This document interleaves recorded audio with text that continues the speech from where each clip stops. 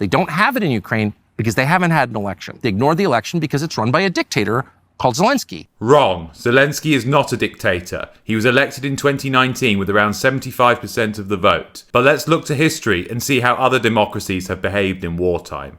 It might interest you to know that despite being Prime Minister for most of World War II, Winston Churchill was never elected by the general populace. There was no election during the war, and Britain went a full 10 years without having one, with the next one only occurring after Germany's unconditional surrender. Britain also didn't hold an election during the First World War, nor did France, who, like Ukraine today, had a proportion of its territory held by its invading enemy. As for martial law, another criticism of Zelensky, his decision to impose it has been repeatedly approved by Ukraine's parliament, and you should know that Britain also had a similar thing in both world wars. In World War I, we had the Defence of the Realm Act, and in World War II, the Emergency Powers Act, which gave the government sweeping powers to deal with the security challenges of an existential threat. Zelensky's actions have been entirely within a democratic framework and have multiple precedents in history when democracies fight total wars.